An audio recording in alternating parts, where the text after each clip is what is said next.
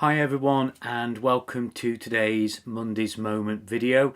And today I want to talk about one of the frustrations that I'm finding, and I'm sure you are as well, but one that many of my clients and many of the coaches that I coach are finding too.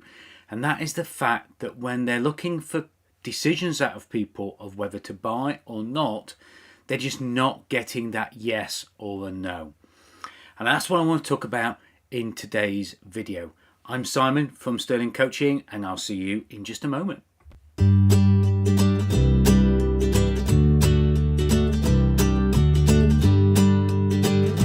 Now, many years ago, I used to have a business which was, I suppose in the day you would call it a garden centre, but today you'd probably more call it a nursery.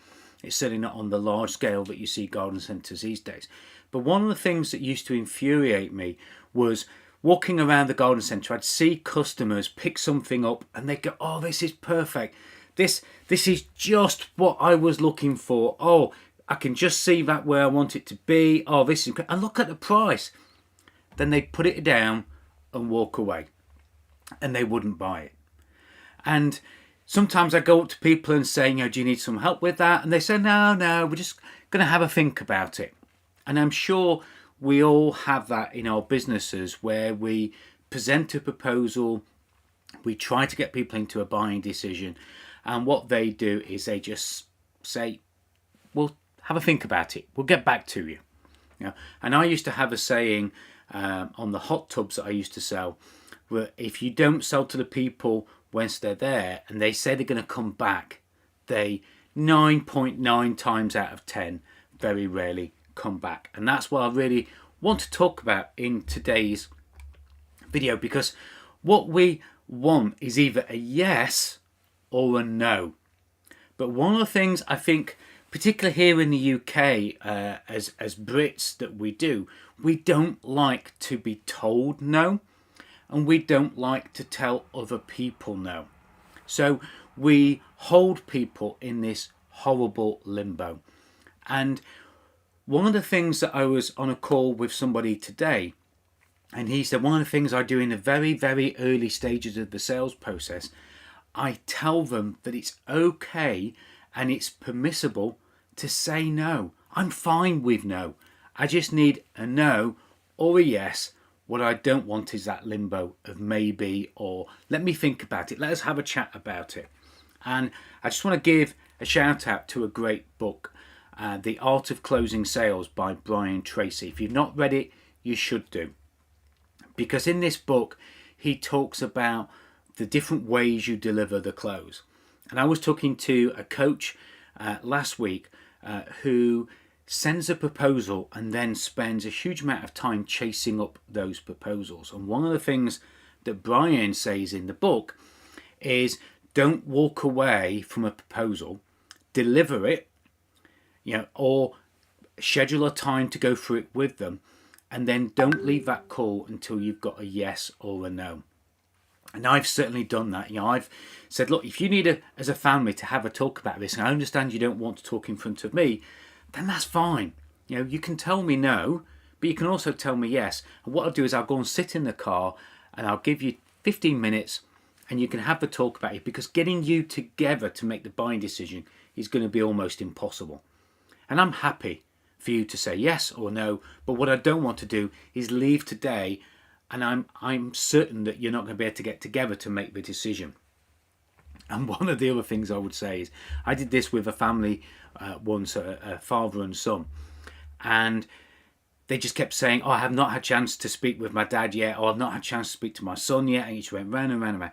96 times I called before eventually they said no. And then they went bust a few weeks later, because clearly indecision was getting in the way of their business more and more. So what can I share with you in this video today? I want you to think about how you behave and how you want your buyers or your prospects to buy from you. Of course, we want them to act now. We want to answer questions. We want to ask questions of them, so we know that it's a good deal for both parts. And that's the key thing. People will make a decision if it's going to benefit them, it's going to give them what they want, it's going to give them what they need, and it's going to do it now, but they need it now. Okay? And generally, if people are saying, oh, but let's have a think about it, either you've not done enough to get that decision out of them, and they just don't want to tell you no, or it's not the right time for them, and really you could have determined that earlier on in the call. So a few things to think about if you really want that deal to be a yes or a no. First things first, tell them that it's a great decision for them. Go through and actually say you want them to be a client. Show them that you're interested in them. If you are, if you're not, don't you be frightened to say no to your customers, your prospects. Okay? Give them the permission to say yes, and you'd love to have them as a client, but also tell them, I'd love to have you as a client, but give them permission to say no. If you are a person who delivers proposals, when you send a proposal, either deliver it in person or face-to-face, or send a proposal and then schedule a chat to go through that proposal almost immediately that it arrives on their desk or on their computer. Don't let it hang. Don't let it be a follow-up process. So always think about that when it comes to proposals. Think about giving them permission, that it's okay to say no. And also, success is made up of a number of times that you use the words yes and no.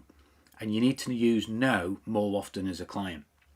So if you don't want to work with somebody, if you feel it's not a good fit, don't try and sort of send a proposal and hope that they're not going to go for it. Just say, look, I don't think this is a good fit for you. So you be okay with saying no as well. But let's try and avoid this indecision. Listen to your own language, perhaps when you're in a retail store and you're picking things up. If you're not going to buy it, just be very open and honest with your open language and say, this is great, this is just what I'm looking for. Yeah, but I'm going to have to come back and buy it another day because it's not right for me now. Just be honest. Don't say, oh, this is amazing, it's amazing. I'm just going to have a quick walk around and I'll come back, knowing that you're going to walk straight out the door and not come back. Be honest with your buying decisions and ask other people to be honest with you. Now, one final thing, if it is indecisiveness, get my words right, usually it's because you've not answered all their questions. You've not done a good enough job of working through that with people. Perhaps you've not asked enough questions. They've not got enough questions answered off of you. So if that is the case, make sure you give it the time to do that. Make sure you spend the time to go through those questions.